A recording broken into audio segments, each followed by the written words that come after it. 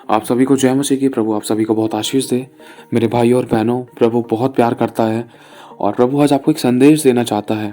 आत्मा आज आपसे कुछ कहना चाहता है। जो आपकी परिस्थितियां इस समय चल रही हैं, लगता है कि आपको किसी प्रकार के आप युद्ध में हो या किसी ऐसे मैदान में हो जिसमें आपको युद्ध लड़ना है, लेकिन फिर भी परमेश्वर कहीं ना कहीं आपसे कुछ कहना चाहता है। उन परिस्थितियों को लेकर, उन सिचुएशंस को लेकर, उन हालातों को लेकर खुदावंद आपको कुछ संदेश देना चाहता है। वो आपको मजबूत करना चाहता है, वो आपको स्ट्रांग करना चाहता है, वो आपकी हड्डियों में अपने बल को डालना चाहता है, वो आपकी मांसपेशियों में अपने लहू को डालना चाहता है, वो आपकी आत्मा में अपने वचनों को डालना चाहता है और आपके मन के अंदर अपनी सामर्थ को प्रकट करना चाहता है। वो बताना चाहता है कि वो कितना सामर्थ्य है, ताकि आप शरीर, प्राण और आत्मा में अपने मन में कमजोर ना पड़ो, ताकि आप उसकी सामर्थ को जान लो। लेकिन इस चीज़ का एक तरीका है। आज जो भी आपकी ज़िंदगी में किसी प्रकार की कोई भी समस्या है, जो लग रहा है कि जो आपके विपरीत में थी, चाहे वो धन को लेकर, चाहे तन को लेकर, चाहे किसी प्रकार की ऐसी व्यभिचार की बातों को लेकर, या कुछ ऐसी गलत और गंदी कुड़कुड़ाहट की बातों को लेकर, या जो आपके विरोध में उठने वाली बातों को, उंगलियों उठने वाली बातों को लेकर, या कोई भी आपके ऊपर उंगलियां उठा रहा है, या कोई भी आपके ऊपर दोष लगा रहा है, या कोई भी ऐसी बात जिससे आप बहुत तंग हो, बहुत लंबे समय से प्रार्थना ही कर रहे हो लेकिन आप छूट नहीं पा रहे हो, आप आज़ाद नहीं हो पा रहे हो, या आपको कोई रास्ता नज़र नहीं आ रहा है, आप करें तो करें कि आपको समझ में नहीं आ रहा है, आप जाए तो कहाँ जाए, कुछ भी नज़र नहीं आ रहा है, आप करें तो करें क्या, आपको सिर्फ एक ही ख्याल आता है मोस्टली, जिसमें कि लगता है कि अब तो सब कुछ छोड़कर चले जाओ, या तो सुसाइड कर लो, या तो कोई संभलने वाला नहीं है, सब कुछ छोड़ दो, या खुदा को छोड़ दो, या वचन छोड़ दो, या प्रार्थना छोड़ दो, या आराधना छोड़ दो, या चर्च छोड़ दो, या विश्वासियों से मिलना छोड़ दो, या तो घर छोड़ दो। मतलब कुछ ना कुछ ऐसा मन में आता है जिससे कि हम दूसरों से दूर हो जाएं, जो हमें दुख देते हैं। सीधी बात है ना। तो परमेश्वर आज उससे कहना चाहता है, अगर हम एक वचन पढ़ें, लिखा है दूसरा इतिहास 19वां अध्याय और उसकी 9वीं आयत में, उसने उनको आज्ञा दी, यहोवा का भय मानकर सच्चाई और निष्कपट मन से ऐसा करना। मतलब प्रभु कह रहा है यहोवा का भय मानकर सच्चाई और निष्कपट मन से ऐसा करना। कैसा करना? मतलब हमारे परमेश्वर की ओर फिरना है। देखो, एक मोमेंट ऐसा है, एक समय ऐसा था कि यहोशापात के समय में, कि यहोशापात के और उसके लोगों के ऊपर कुछ बहुत बड़ी चढ़ाई होने वाली थी, बहुत बड़ा युद्ध होने वाला था, जिसमें यहोशापात के लोगों को मारने के लिए शैतान ने कुछ ऐसे विरोधियों को खड़ा किया था जो यहोशापात को निगलने वाले थे, यहोशापात के लोगों को, पूरी संख्या को निगलने वाले थे। लेकिन एक ऐसा समय आया जब यहोशापात, उनके लोगों ने ये सारी बातें जानी, जब उन बातों को उनको पता चला कि भाई कोई एदोमी है, कोई ऐसे लोग हैं जो हमारे साथ युद्ध करने के लिए आ रहे हैं, और यहोशापात इस चीज़ को देखकर डरता था और उसके मन में बहुत सारी बातें रहती थी, उसको समझ नहीं आता था क्या करे तो करे क्या।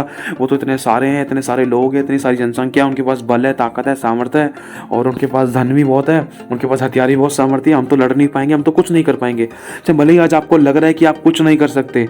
देखो, लोगों को लग रहा था कि दाऊद एक बच्चा है, लेकिन दाऊद दुनिया की नज़र में बच्चा था, लेकिन दाऊद खुदा की नज़र में एक राजा और सामर्थ्य बलवान था। और परमेश्वर ने उसी दाऊद के अंदर, जिसके चेहरे पर लाली छलकती थी, उसके अंदर अपने एक योद्धा को देखा और उसी योद्धा के द्वारा उसी गोलियत को मार डाला। मेरे भाई और बहनों, प्रभु आज तुझसे कहना चाहता है, लोग चाहे तुझे किसी भी नजर से देख रहे हैं, तू सिर्फ ये सोच कि तेरा परमेश्वर तुझे किस नजर से देख रहा है। उसको पता है कि तू सह सकती है, उसको पता है कि तू सह सकता है, ताकि वो तू सहते सहते पक्की हो जाए, तू सहते सहते पक्का हो जाए, ताकि जो आने वाली समस्याएं, विपत्तियां हैं, वो तुझ पर बिल्कुल भी अटैक ना कर पाए, उनको तो यूं ही कुचल दे, तो शैतान के सर को कुचले और तेरा कोई विरोधी तुझसे जीतने ना पाए, वरन विरोधियों का मुंह काला हो। तो मेरे भाई और बहनों, आज प्रभु कहना चाहते हैं हमें करना क्या है। आज हमको लग रहा है कि बहुत टूट और बिखर गए हैं, हमारा कोई संभालने वाला नहीं है, कोई जानने वाला नहीं है, कोई पालने वाला नहीं है, कोई बातचीत करने वाला नहीं है, कोई दुख पूछने वाला नहीं है। अपने जिन पर भरोसा रखा वहां से दुख मिले, हर जगह से टेंशन और चिंता, परेशानियां, इसके अलावा कुछ नहीं मिला, आंसू के अलावा कुछ नहीं मिला। जिस पर भरोसा रखा वहां से धोखा मिला, जिसके साथ रहे वहां से हमें नाकामयाबी की बातें मिली, और जिसके साथ साथ हमने जीवन बिताने की इच्छा रखी, वहां पर तो बिल्कुल एक ऐसी दीवार दिखाई देती है कि कोई उम्मीद नहीं है कि हमने किसके साथ जीवन बिताया, कौन हमारे साथ रहता है। ये भले ही हमें लगता है, लेकिन खुदा इसके पीछे कहीं ना कहीं हमारे लिए भली योजना रखकर बैठा है, क्योंकि लिखा है कि देख, जो कल्पनाएं मैंने तेरे लिए बनाई हैं, करी हैं, जो कल्पनाएं मैं तेरे विषय में करता हूँ, वो तेरे हानि के लिए नहीं है, वरन तेरे लाभ के लिए है, और अंत में मैं तेरी आशाओं को पूरा करूंगा। ऐसा नहीं हो सकता कि परमेश्वर आपकी परिस्थितियों को, समस्याओं को नहीं जानता, लेकिन उन समस्या परिस्थितियों को चलते हुए वो हमें मजबूत करना चाहता है।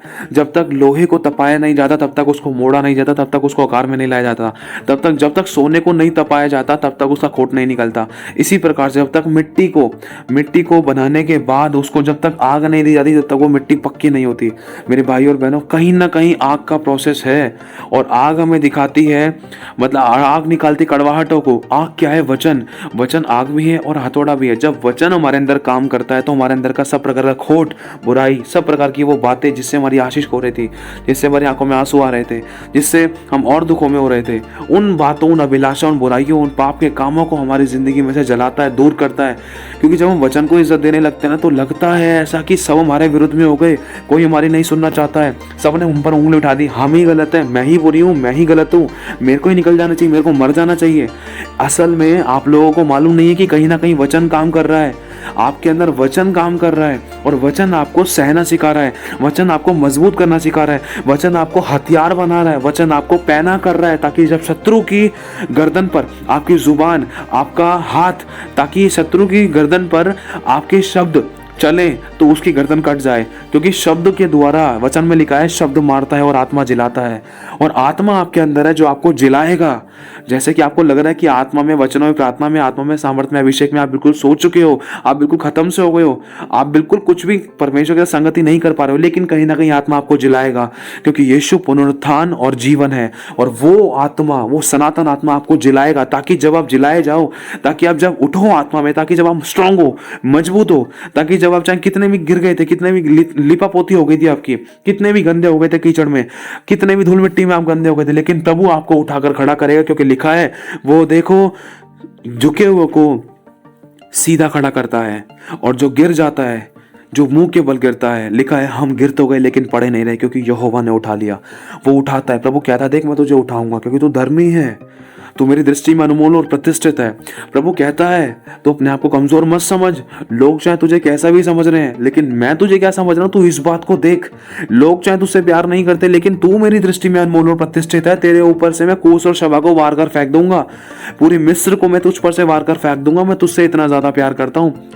मेरे भाई, मेरी बहन, प्रभु का वचन कहता है, मैंने तुझसे इतना प्रेम किया कि तेरे खातिर मैं स्वर्ग से उतर आया, तेरे लिए मैंने अपनी जान दी। प्यार किसने ज्यादा किया? पिता से। पिता ने प्यार किससे ज्यादा किया? आपसे ज्यादा किया, यीशु से ज्यादा किया? आपसे ज्यादा किया, जब भी तो यीशु की जान गई है। इस बात को ध्यान रखना, इस बात को कभी मत भूलना। आपके लिए इस बात को कभी मत भूलना कि आपके लिए किसी निर्दोष की जान गई है, आपके लिए किसी निर्दोष का लहू बहाया गया है। आपसे कोई प्यार करता है, उसका नाम है पिता परमेश्वर। जब भी तो उसने अपने इकलौते पुत्र को आपके लिए दे दिया, ताकि जब वो यीशु मसीह मारा गाड़ा जाए, जब वो क्रूस पर उठाया जाए, या जब वो जिंदा हो, जब आप उस पर विश्वास करो, तो आपकी जिंदगी जो मरण हार थी, जो मरने को थी, जो खत्म हो चुकी थी, जिसमें कोई लक्ष्य है, कोई इंतजाम नहीं था, जिसमें कोई सेटलमेंट नहीं था, जिसमें कोई भी ऐसी परिस्थिति आनंद की नहीं थी, सब कुछ खत्म था, वर्ण होने को था, और मतलब प्राण भी नरक और अधोलोक की तरफ जा रहे थे। लेकिन जैसे ही आप यीशु मसीह पर विश्वास करो, तो आपको एक जीवन की आशा मिले।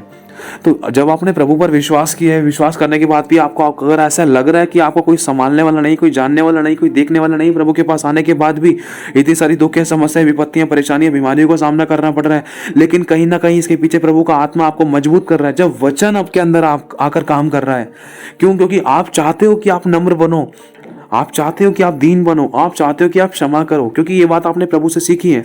लेकिन जब आप ऐसा करते हो, तो आपको और दुख सहना पड़ता है सामने वाले व्यक्ति के द्वारा। ऐसा इसीलिए ताकि आप मजबूत किए जाओ।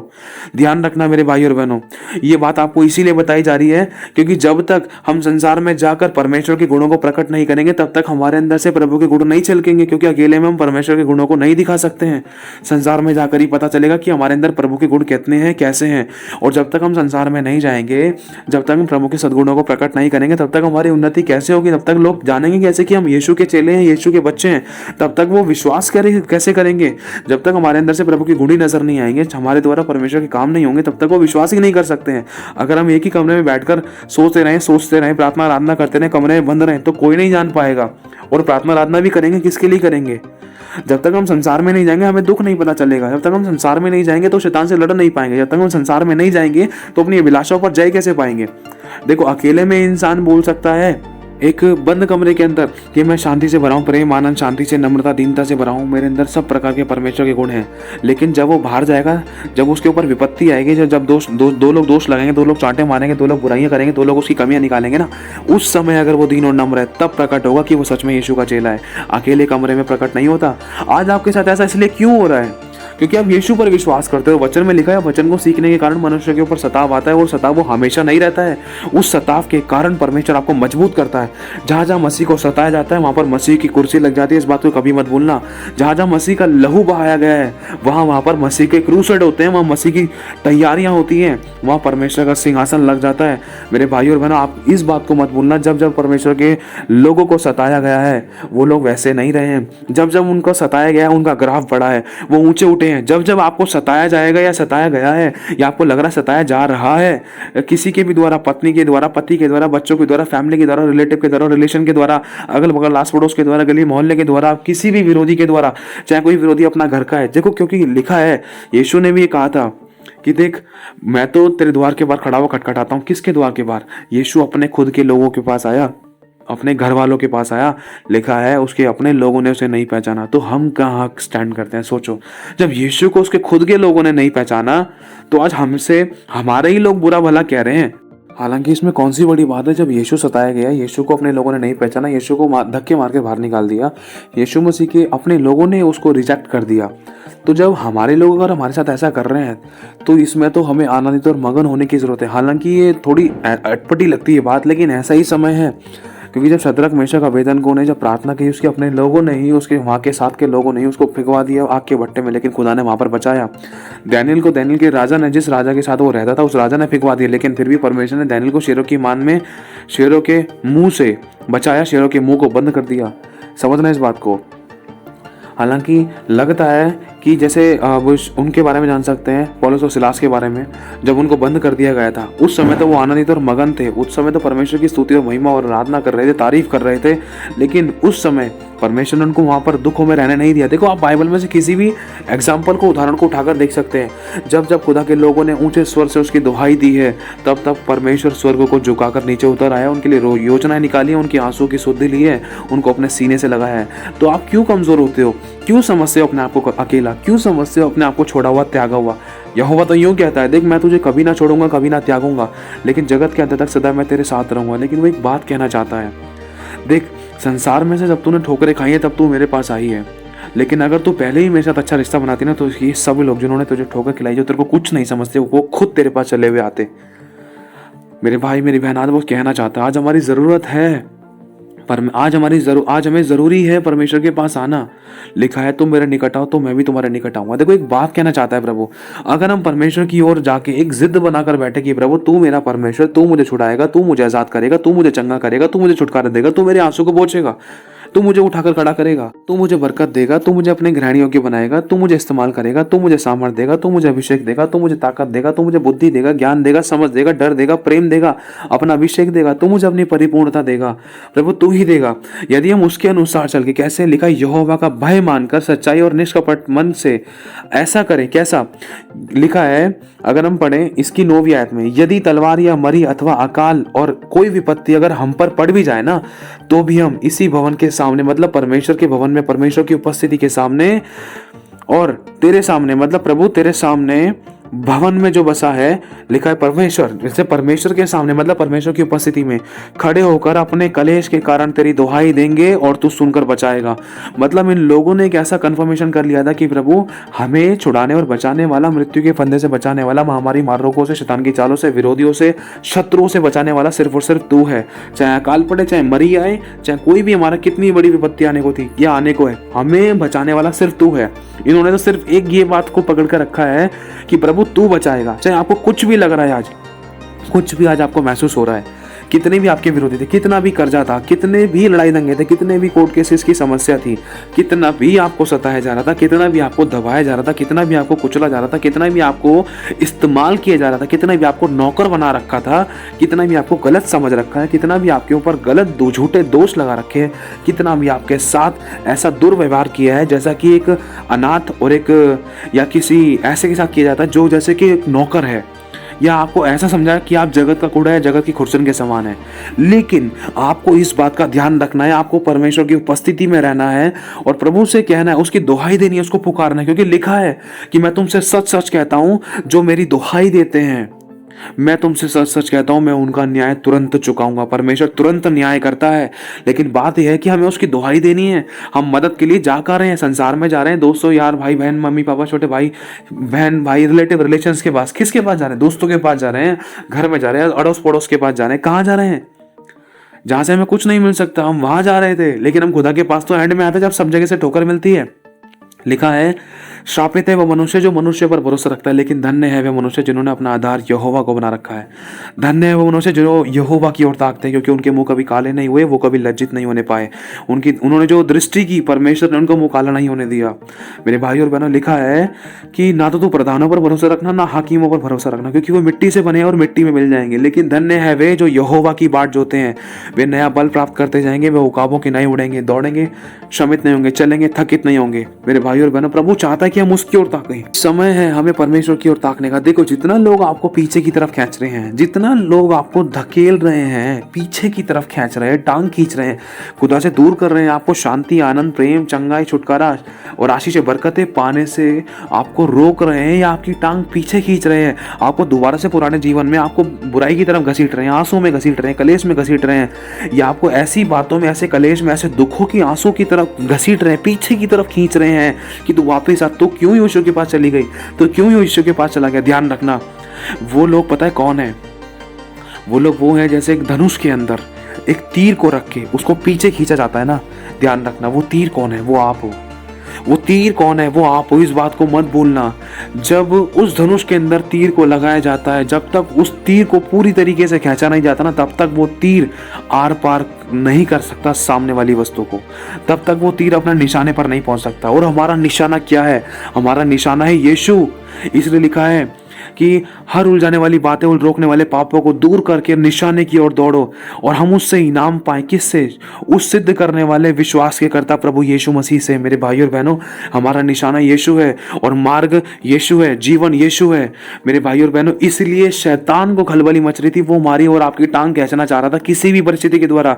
चाहे कोई भी ऐसे हालात बन रहे थे, बहाने कुछ भी हो रहे थे, चाहे रोटी के, चाहे कपड़े के, चाहे मकान के, चाहे काम धंधे के, चाहे नौकरी के, चाहे बिजनेस के, चाहे आज्ञा ना मानने के, चाहे एक दूसरे की चुगली करने के, चाहे कुछ भी बहाने, कैसे भी, कुछ भी समस्याएं हो रही थी, कुछ भी बातें उठ सकती थी, कुछ भी दोष लगाए जा सकते थे आपकी टांग को पीछे खींचने के लिए, ताकि आपको दोबारा से शैतान पाप में डाले, खुदा से दूर करे, और खुदा के साथ आप संगति ना कर पाओ, ना ही परमेश्वर के अनुसार चल पाओ। इसलिए शैतान आपको खदेड़ना चाहता है, दूर करना चाहता है। लेकिन ध्यान रखना, यदि आपका निशाना यीशु है, यदि उस तीर की नोक बिल्कुल उस निशाने की ओर है, उस तीर का केंद्र बिल्कुल निशाने की ओर है, ध्यान रखना, जैसे पतरस का निशाना यीशु था।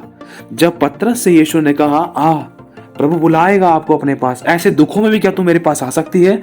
ऐसे कलेशों में क्या तू मेरे पास आ सकती है? देख, तुझे लोग खींच रहे हैं, लोग तेरी बुराई कर रहे हैं, तूने धर्म बदल लिया, तूने जान बदल ली, तूने पितरों को छोड़ दिया, तूने माता पिता को छोड़ दिया, तूने धर्म बदल लिया, तूने नाम बदल लिया, लोग आपकी ऐसी बुराइयां कर रहे हैं, लोग आपकी टांग खींचने खुदा के पास आने ना पाए कि आप इस बात को समझो। तो उस समय यीशु मसीह आपके सामने खड़ा है, जैसे पतरस के सामने यीशु मसीह खड़ा था और नीचे वो पानी पर चल रहा था। देखो, अगर पानी पर चलना है तो धरती को छोड़ना पड़ेगा, तो पतरस ने वही किया। जैसे ही उसने पानी पर चढ़ने का ऐलान किया, शुरुआत करी, समझ लो उसने विश्वास पर चलना शुरू किया। जैसे ही आप विश्वास करते हो, प्रभु की ओर बढ़ते हो, तो कुछ ऐसी घर की परिस्थितियां सबसे पहले इंसान को बर्बाद करना चाहती है, पीछे खींचना चाहती हैं, आंसू में रखना चाहती हैं, या धकेलना चाहती हैं, गिराना चाहती हैं, कलेश में दबाना चाहती हैं, या कुछ ऐसी अभिलाषाओं में फंसाना चाहती हैं। घर की कुछ ऐसी परिस्थितियां या हमारी खुद की कुछ ऐसी अभिलाषाएं जो हमें खुदा से दूर करती हैं, जो नहीं चाहती कि हम खुदा की ओर बढ़ें। तो इन बातों को सोचते हुए, देखते हुए हमें नहीं चलना है। हमें सिर्फ ये सोचना है, ये देखना है कि मुझे कैसे ना कैसे करके इन बातों को, विचारों को, कामों को, शब्दों को, इन व्यवहारों को, परिस्थिति को छोड़कर मुझे उस निशाने की ओर दौड़ना है, उस यीशु की ओर दौड़ना है, ताकि मैं उस यीशु से इनाम पाऊं। क्योंकि आज इंसान अगर इन समस्याओं और विपत्तियों में फंसा रह गया तो वो खुदा से भी दूर हो सकता है, और बहुत से लोग खुदा से दूर हो भी गए मेरे भाई और बहनों, क्योंकि लिखा है संसार से प्रेम करना तो परमेश्वर से प्यार करना है। आज मनुष्य एक दूसरे को खुश करने के लिए खुदा को छोड़कर जा रहा है। खुदा आपको देख रहा है कि देख, मैं तेरे सामने खड़ा हूं, तेरे ऊपर तेरे पति का बोझ आ रहा है, तेरी पत्नी का बोझ आ रहा है, तेरे लोगों का बोझ आ रहा है, तेरे दोस्तों का बोझ आ रहा है। कोई कह रहा है धर्म बदल, क्या तू उनकी बातों को सुनकर क्या तू मुझे छोड़ के चली जाएगी या चला जाएगा, या फिर तू उन सबों की बातों को सुनते सुनते, दुख उठाते हुए, चुप लगाकर सहते हुए, या तो फिर मेरे पास आएगी या तू मेरे पास आएगा, मुझ निशाने की ओर दौड़ता हुआ चला आएगा।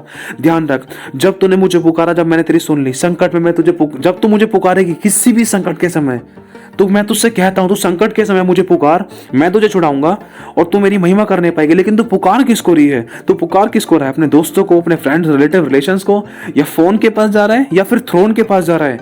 ये तुझे देखना है, तू कहां जा रहा है, तुझे कहां से मदद चाहिए।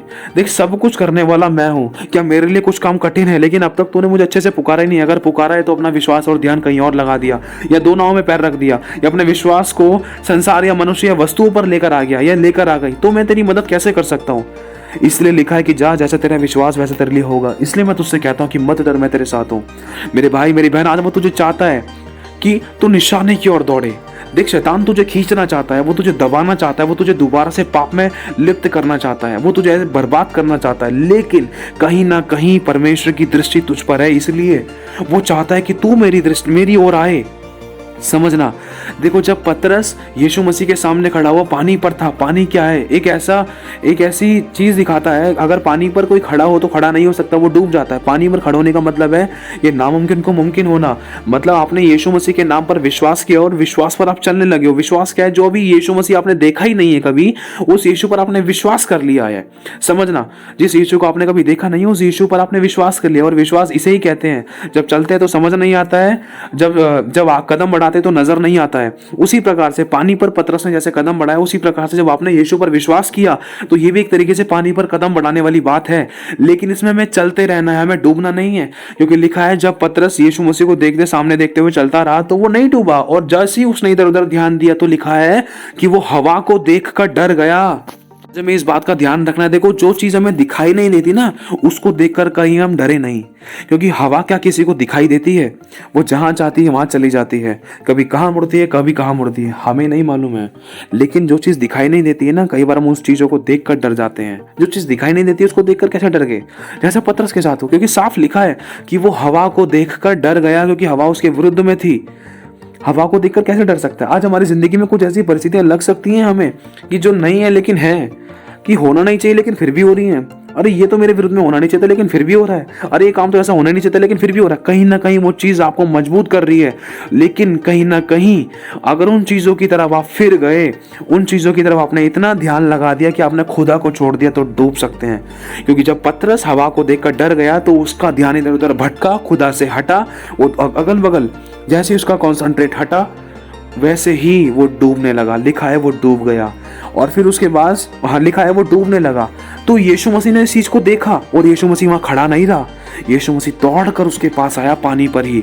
यीशु मसीह ने उसके पास दौड़ लगाई, उसके पास आया। जैसे पतरस यीशु की तरफ आ रहा था, वैसे ही यीशु भी पतरस की तरफ आ रहा था। लेकिन आते आते आते आते क्या हुआ? शैतान ने बीच में ऐसी अड़ंगी डाली। कई बार ऐसा होता है कि आपकी और खुदा के मेल मिलाप में, आपके और खुदा के मेल मिलाप के जीवन में, आपके और खुदा के बीच के प्यार में, आपके और खुदा के साथ एक अच्छे रिश्ते बनाने में कई बार शैतान गड़बड़ियां डालता है। किसी को भी इस्तेमाल कर सकता है वो, चाहे व्यक्ति हो, चाहे कोई वस्तु, चाहे कोई प्राणी हो, चाहे खाने पीने की वस्तु, चाहे कुछ भी चीज हो, ईच एंड एवरीथिंग, किसी भी चीज को वो इस्तेमाल कर सकता है आपको खुदा से दूर करने के लिए। तो हुआ क्या?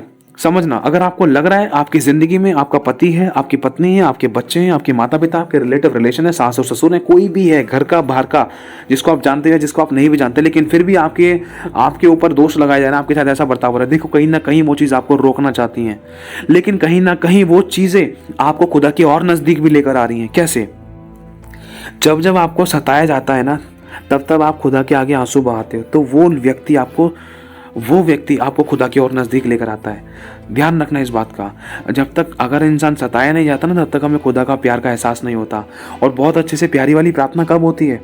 अच्छे से प्यारी वाली प्रार्थना जब नहीं होती, जब हम सब कुछ ठीक चल रहा होता है। अच्छे से प्यारी वाली प्रार्थना जब होती, जब इंसान सताया जाता है कि प्रभु मैं तो सही हूँ, मेरे साथ ऐसा क्यों हुआ, ये नुकसान क्यों हुआ, उसने मेरे साथ ऐसा व्यवहार क्यों किया। उस समय आंसू के साथ बिलक बिलक कर जब प्रार्थना करते हैं ना, जब अच्छी प्रार्थना होती है। और प्रभु चाहता है कि हम उसके साथ अच्छा रिश्ता बनाए। और प्रभु चाहता है कि हम मजबूत हो जाएं ताकि हम कभी डगमगाए ना, कभी गिरे ना। जैसे पतरस गिरा था, लेकिन प्रभु नहीं चाहता कि आप लोग पानी पर चले तो गिरे। प्रभु नहीं चाहता जब आप विश्वास करें तो गिरे। प्रभु नहीं चाहता कि जब आप प्रभु पर विश्वास करें तो वापस लौटे। प्रभु नहीं चाहता। लेकिन वापस लौटाने के लिए शैतान अपना पूरा एड़ी चोटी का जोर लगा रहा है, किसी को भी इस्तेमाल करके आपकी टांग को खींच रहा है। लेकिन ध्यान रखना, इस बात का ध्यान रखना, यदि आपका निशाना यीशु है, यदि आप चाहे कुछ भी हो जाए, चाहे आखिरी सांस तक कुछ भी हो जाए, अगर आप आखिरी सांस तक विश्वास योग्य पाए जाओगे, तो मेरे भाई और बहनों, लिखा है जो अंत तक धीरे धीरे रहेगा उद्धार उसी का होगा। तो हुआ क्या, पतरस ने विश्वास करके निकल गया। जो पतरस के साथ के चेले थे वो नाव में ही रह गए, लेकिन यीशु मसीह का सबसे प्रिय चेला कौन बन गया? समझना, ये दो चेले हैं, एक तो यूहन्ना है और एक है पतरस। क्यों? क्योंकि पतरस ने यीशु के लिए कदम बढ़ाया था। जितने प्रिय यीशु मसीह के लिए यूहन्ना और पतरस थे ना, उतना प्रिय कोई दूसरे चेले नहीं थे। समझना इस बात को। और पर यीशु मसीह ने पतरस को ही क्यों कहा, पतरस मैं तुझ पर अपनी कलीसिया बनाऊंगा और तुझ पर अधोलोक के फाटक प्रबल नहीं होंगे। यीशु मसीह ने पतरस ही को ये वाली बात क्यों बोली? पतरस ही ने पहला प्रचार क्यों किया? पतरस ही को प्रभु यीशु मसीह ने ऐसा क्यों बोला? पतरस ही के लिए लास्ट आखिरी में भविष्यवाणियां क्यों की? समझना इस बात को मेरे भाई और बहनों, ये बहुत गहरी बात है। आज इस बात को हमें जानना है। पतरस यीशु मसीह के बहुत नजदीक था, चाहे भले ही वो कितना भी गुस्से वाला व्यक्ति था, कितनी भी गलतियां हुई, लेकिन फिर भी पर यीशु मसीह उससे प्यार करता था। क्यों? क्योंकि उसके अंदर एक कर गुजरने का जज्बा था, कर गुजरने की वो इच्छा थी कि मैं प्रभु यीशु तेरे लिए तो जान भी दे दूंगा, यीशु मैं तेरे लिए तो ये भी कर दूंगा, हाँ मैं तो उससे प्यार करता हूँ। अच्छा, यीशु मसीह ने उसके टेस्ट भी करे, लेकिन कहीं ना कहीं यीशु मसीह की वो और नजदीक आ गया था। क्यों? क्योंकि वो उसके लिए कुछ कर गुजरना चाहता था। इसी प्रकार से मेरे भाई और बहनों, शैतान पतरस को यीशु से दूर नहीं कर पाया। भले ही एड़ी चोटी का जोर लगाया शैतान ने, लेकिन पतरस और दूर और पास होता गया यीशु मसीह के और पास आता गया। चाहे भले ही पतरस गिरा, पतरस के मुंह से चाहे झूठ निकला, पतरस चाहे अपनी बात पर खड़ा नहीं रह पाया, चाहे पतरस ने इनकार कर दिया यीशु का, लेकिन यीशु मसीह ने पतरस ही के लिए भविष्यवाणी कर दी कि पतरस तू मेरे मेमनों को चरा, मेरे भेड़ों की रखवाली कर, मेरे मेमनों की रखवाली कर। तो मुझसे प्रीति रखता है ना। यीशु मसीह ने पतरस को ही इतना सामर्थ्य अभिषेक से ब्लेस किया। यीशु मसीह ने देखो किया सभी चेलों को, लेकिन पतरस के साथ एक अलग रिश्ता था। अगर आप प्रेरितों के काम पढ़ोगे तो सबसे पहला प्रचार पतरस ही ने वहां पर शुरू किया है। पतरस ही के द्वारा अन्य जातियों पर पवित्र आत्मा का दान उतरा। पतरस ही के द्वारा मतलब ऐसे ऐसे काम हुए, पतरस की परछाई से लोग चंगे हुए। समझना, ये छोटी बात नहीं है। 12 के 12 चेलों में से कोई भी चेला ऐसा नहीं था जिसकी परछाई से लोग चंगे हुए थे, वो सिर्फ पतरस था। क्यों? वो पतरस आप हो, वो पतरस तू है। प्रभु तुझसे कहता है, बेटा जब तक सोने को तपाया नहीं जाता तब तक उसका खोट नहीं निकलता, और जब उसका खोट निकल जाता है ना, तो वो सुनार की नज़र में बहुत कीमती और बहुमूल्य बन जाता है। इसी प्रकार से आज आपको लग रहा है कि आपको सताया जा रहा है, लेकिन उसके पीछे परमेश्वर की योजना है। क्यों? क्योंकि आपके अंदर की जो कमियां, जो बुराइयां हैं, जो नामाफी की बातें, कड़वाहट की बातें, टिटाई की बातें, दोष की बातें, बुराई की बातें, जिन बातों से आप भरे बैठे हो, जो चीज़ आपके अंदर नहीं होनी चाहिए, उन बातों को परमेश्वर आपके अंदर से निकाल रहा है। ऐसे लोगों को आपके ज़िंदगी में लाकर, ऐसी परिस्थितियों को आपकी ज़िंदगी में लाकर, लेकिन वो कहता है, देख मैं तुझे कभी ना छोड़ूंगा, कभी ना त्यागूंगा, सहने से बाहर तेरी परीक्षा नहीं लूंगा, तेरी जान नहीं लूंगा। अभी भी वो आपके साथ में है, अभी भी उसने आपको पकड़ रखा है, उसने आपको अपनी गोद में उठा रखा है। मेरे भाई मेरी बहन, वो आपको नहीं छोड़ेगा। लेकिन बात यह है कि कहीं आप तो उसको नहीं छोड़ोगे। अगर आपने उसको छोड़ दिया तो ध्यान रखना, संसार में बचाने वाला कोई और नहीं है यीशु के सिवा। अगर उस बचाने वाले ने हाथ डाली तो बाकी सब मारने के लिए है। सब कुछ सहने के बाद, दुखों और आंसू में सब कुछ खोने और बर्बाद होने के बाद तो हम यीशु के पास आए हैं, और यीशु एक आखिरी आस है और आखिरी उम्मीद है। अगर उसको भी छोड़कर चले जाएंगे तो फिर कुछ नहीं रहेगा ज़िंदगी में। चाहे भले ही दुख है मसीह जीवन में, लेकिन उन दुखों से लड़ना यीशु सिखाता है, उन दुखों पर जय पाना यीशु सिखाता है। सच्चा आनंद यीशु देता है और दूसरों के लिए आशीष और उद्धार का कारण बनाता है, दूसरों के आंसू को पोंछने वाला बनाता है। ये सच्चाई है, मैं अपनी ज़िंदगी से बता सकता हूँ। लेकिन कहीं ना कहीं वो आपको मजबूत कर रहा है। आपको रोना नहीं है, बिलखना नहीं है। मैं कह रहा हूँ, अगर आपको कोई सता भी रहा था ना, तो उन लोगों के लिए धन्यवाद करो। धन्यवाद प्रभु, ऐसे पति के लिए, ऐसी पत्नी के लिए, ऐसी सास के लिए, ऐसी बहू के लिए, ऐसी माँ के लिए, ऐसे भाई के लिए, ऐसे लोगों के लिए, ऐसे बॉस के लिए, ऐसे काम के लिए, ऐसी परिस्थितियों के लिए कि जिनके द्वारा मैं टूटा और पिसा गया हूँ, जिनके द्वारा मैं तेरे और नज़दीक आया हूँ। जब तो लिखा है कि टूटा और पिसा मन यहोवा के घृणियों के बलिदान है। यहोवा ये नहीं कह रहा है कि अच्छा और भला मेरे को दिल चाहिए, जो बिल्कुल सही है और जो बिल्कुल खुश है, मेरे को वो इंसान चाहिए। यहोवा ये कह रहा है, कोई बात नहीं, तो टूटी और पीसी है ना, अरे वही तो मुझे सबसे ज़्यादा घृणियों के बलिदान है। समझना, जिस समय जिस मनुष्य पर आप भरोसा करते हो ना, वो आपको तोड़ता है, वो आपको पीसता है, वो आपको आंसू में लेकर आता है, वो आपको कलेश में लेकर आता है, वो आपको दुखों में लेकर आता है, जिस पर आप भरोसा रखते हो, जिसको आप समझते हो कि आपकी जिंदगी का वो सब कुछ है। ध्यान रखना, वो आपको कचोड़ता है। कहीं ना कहीं ऐसी बातें उत्पन्न होती हैं कि कुछ कड़वाहटें पैदा होती हैं, लेकिन जब आप बिल्कुल टूट और बिखर जाते हो ना, तो उसी टूटे और पिसे मन के बारे में यहोवा भजन में कहता है कि देख, टूटा और पिसा मन तो मेरे ग्रहण योग्य बलिदान है। मैं टूटे और पिसे मन को तुच्छ नहीं जानता। चाहे जिस पर तू भरोसा रखती है वो तुझ अच्छी भली को तोड़ देता है, लेकिन मैं तुझ टूटे हुए को तुच्छ नहीं जानूंगा, क्योंकि तुझे मैंने अपने हाथों से बनाया है। तू मेरी जान है, मैं तुझसे प्रेम करता हूँ। मैंने तेरे लिए अपनी जान दी है, अपने लहू का दाम दिया है। भले ही तू मुझे छोड़कर चली गई थी, छोड़कर चला गया था, तू मुझसे दूर हो गई थी, दूर हो गया था दूसरे को प्रसन्न करने के लिए, कोई नहीं, लेकिन आज भी मैं अपनी बाहें फैलाकर खड़ा हूँ। यदि तू मेरे पास आएगी, मैं तुझे ऊंचा उठाऊंगा। तो मेरे भाई और बहनों, अगर हम वचन पढ़े तो प्रभु आज कहना चाहता है, दूसरा इतिहास 20वां अध्याय उसकी 15वीं आयत से अगर हम पढ़े कि हे सब यहूदियों, तुम सब ध्यान दो, यहोवा तुमसे यों कहता है, परमेश्वर आज तुझसे कहता है, तू इस बड़ी भीड़ से मत डर। उस बड़ी समस्या से, जो भीड़ रूपी कलेश, भीड़ रूपी समस्या, भीड़ रूपी दुख, भीड़ रूपी कर्जा, भीड़ रूपी परेशानियां जो आपके ऊपर आने को दिया आ रही थी, आपको लग रहा है जिससे आप गुजर रहे हो, तो यहोवा आपसे यूं कहता है, तो इस बड़ी भीड़, इस बड़ी परेशानी समस्याओं से मत डर। तेरा मन कच्चा ना हो, क्योंकि युद्ध तेरा नहीं वरन परमेश्वर का है। प्रभु तुझसे कहता है कि तू युद्ध करने के लिए तू पहला कदम बढ़ा। तेरा जगत के अंत तक मैं तेरे साथ दूंगा, तेरे साथ रहूंगा, तेरे आगे आगे मैं चलूंगा, तेरी अगुवाई करूंगा। शत्रु को, शैतान को, जो जलते हुए तीर फेंक रहा था, जो तुझसे युद्ध करने को आ रहा था, उससे निपटने के लिए सबसे पहले तेरे आगे मैं खड़ा हूं। और तुझे क्या लगता है, क्या मैं किसी से कभी हारूंगा? आप सोच कर देखो, जब आपका युद्ध, जब यहोवा लड़ेगा तो क्या वो कभी हारेगा? अरे पूरे इतिहास में मैं कह रहा हूँ, जब से धरती की रचना हुई है ना, जब से लेकर आज तक, यहोवा ना तो हारा है, ना तो कभी हारेगा। और वरन भविष्यवाणी और कर दी हमारे प्रभु ने कि वो तो खुद शैतान को मुंह की फूंक से मार डालेगा और उसको बंद भी करेगा, चीर फाड़ी करेगा हमारा पाप, दुष्ट आत्माओं की। ध्यान रखना, दुष्ट आत्माएं भी उसके सामने डरती और कांपती और थरथराती हैं, आज्ञा मांगती हैं, हमें वहां मत भेज प्रभु, वहां भेज दे। ये सच्चाई है। आप जिस परमेश्वर के हाथ में हो ना, उसको छोटा टुच्चा मुच्चा मत समझना। हमें बस उसको समझने की जरूरत है। उसको समझने के लिए उसको खोजना है, उसको खोजने के लिए उसके निकट आना है। उसके निकट आने के लिए हमें उसके साथ संगति करनी है, प्रार्थना करनी है, आराधना करनी। कुछ समझ नहीं आ रहा तो आराधना करो अंगीकार के साथ, ये प्रभु चाहता है। तो प्रभु यहाँ पर कहता है, मेरे भाई और बहनों, अगर हम पढ़ें 17वीं आयत में, इस लड़ाई में देख मेरी बेटी, मेरे बेटे, तुझे लड़ना ना होगा। सुन हे यरूशलेम, तुम यहीं ठहरे रहना और खड़े खड़े, तू मेरी बेटी है, तू मेरा बेटा, तू बस यहीं खड़े रह, तुझे कुछ करने की जरूरत नहीं है। खड़े खड़े यहोवा के उस अपनी ओर से, यहोवा की ओर से उस अपने बचाव को देख जो यहोवा तेरे लिए करेगा।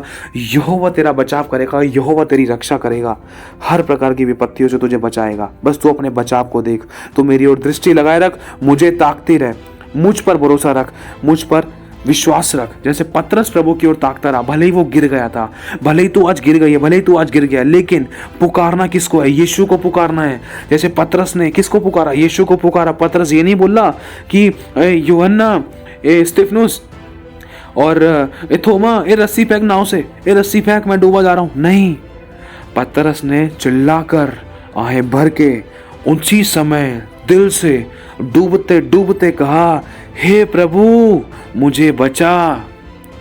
आप चाहो तो पढ़ने की कोशिश करना, किसको पुकारा पतरस ने? तुरंत यीशु को पुकारा।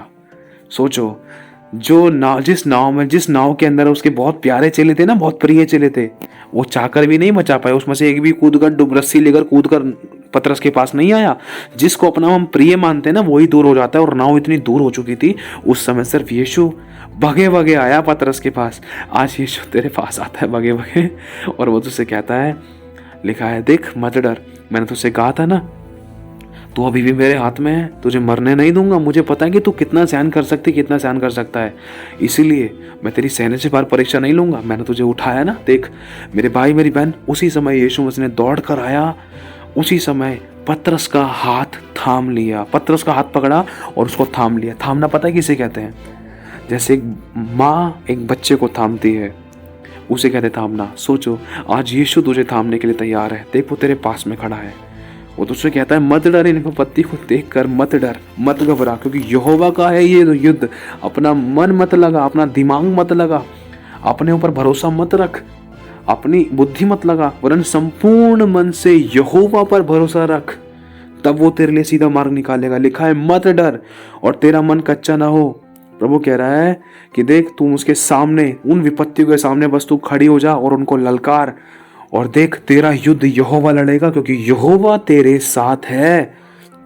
मेरे भाइयों और बहनों, लिखा है कि परमेश्वर ने उस यहोशापात के लोगों को एक ये ऐलान किया कि इजरायली, ये कहो तुम जब भी तुम युद्ध लड़ने जाओ कि इजराइल के परमेश्वर यहोवा की स्तुति अत्यंत ऊंचे स्वर से करने लगे।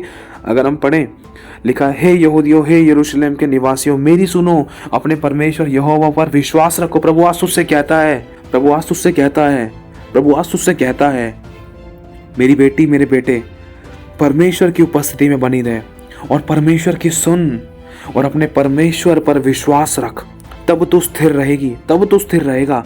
उसके नबियों की प्रतीति कर, जो नबी कह रहे हैं उन बातों पर ध्यान दे। तो अब डगमगा मत, हियाब बांध और दृढ़ हो जा, भय न खा, तेरा मन कच्चा ना हो, क्योंकि जहां जहां तू जाएगी, जहां जहां तू जाएगा, तेरा यहोवा तेरे साथ रहेगा।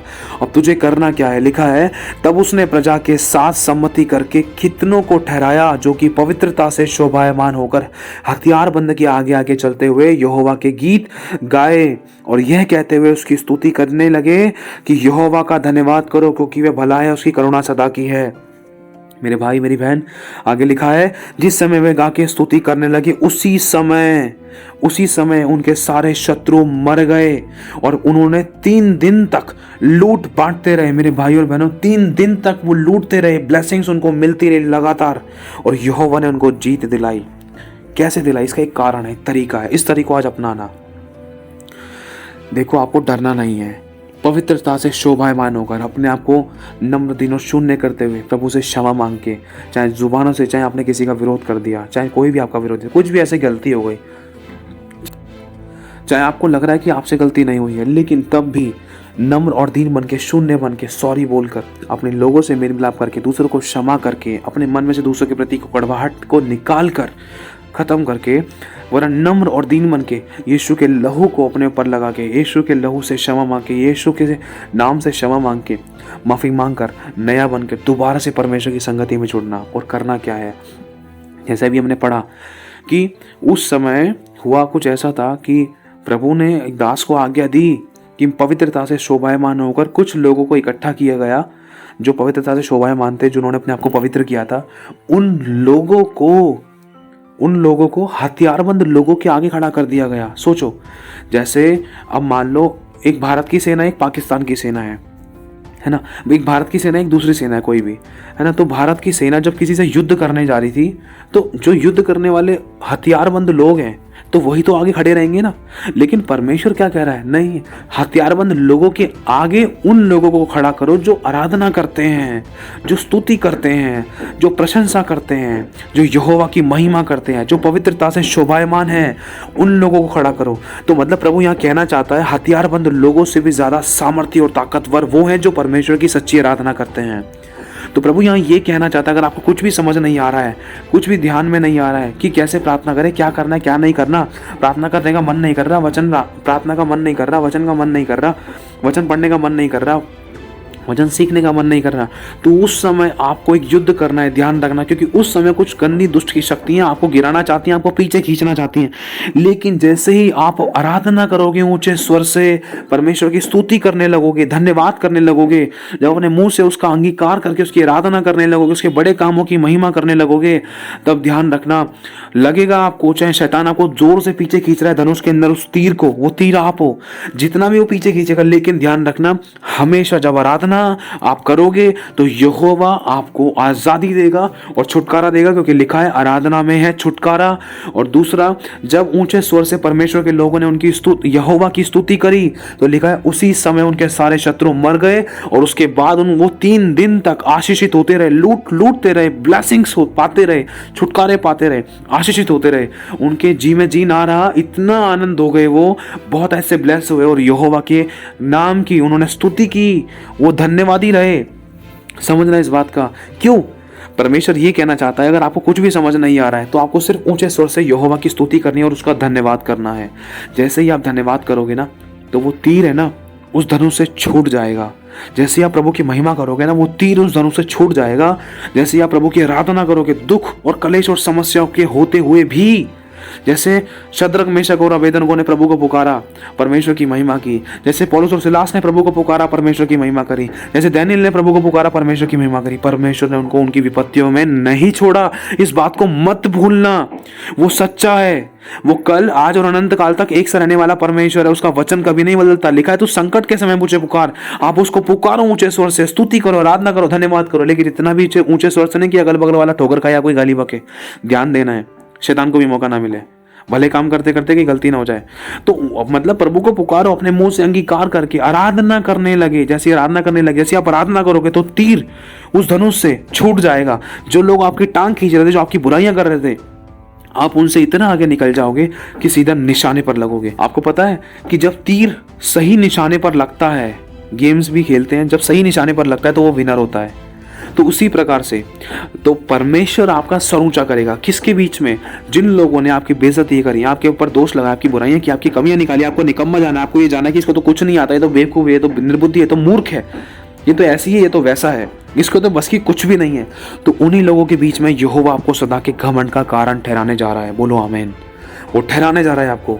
क्यों? क्योंकि जब आप अपना निशाना परमेश्वर की ओर लगाओगे और परमेश्वर की ओर दौड़ोगे और उसी में बने रहोगे और उसी को पुकारोगे और उसी की ओर ताकते रहोगे, तो वो कभी शर्मिंदा और लज्जित नहीं होने देगा। ऐसा उसका वचन कहता है। मेरे भाई, मेरी बहना, उससे वो कहता है, देख, जितनों के बीच में तेरी बेइज्जती हुई, उन सबों के सामने मैं तुझे सदा के घमंड का कारण ठहराऊंगा, वरन उनकी संतानें भी तेरे पास सर झुका कर आएंगी और तुझे दंडवत करेगी। वो खुद बोलेंगे कि तेरे प्रभु से, तेरे यहोवा से, तेरे यीशु से हमारे लिए प्रार्थना कर। अरे हमें माफ कर, हमसे तो ऐसी गलतियां हुई, हमने तुझे ऐसा बोला, लेकिन तू सही थी। उन लोगों के मन में परमेश्वर बेचैनी डालेगा कि वो आकर तुझसे प्रार्थना कराएं। उन लोगों के मन को परमेश्वर बेचैन करेगा कि वो आके तुझसे मेल मिलाप करें। उन लोगों के मन को परमेश्वर बेचैन करेगा कि वो आके तेरी बड़ाई करें, ताकि तेरे परमेश्वर जिसने तुझे बचाया है वो तेरा सर ऊंचा करे। क्योंकि लिखा है कि यहोवा तेरी महिमा करेगा, यहोवा तेरी प्रशंसा करेगा। मेरे भाई और बहनों, जब वो तीर निशाने पर लगेगा ना, तो खुदा इस बात से खुश होगा कि मेरी बेटी ने आखिरी सांस तक विश्वास योग्यता दिखाई है, चाहे कुछ भी हो गया।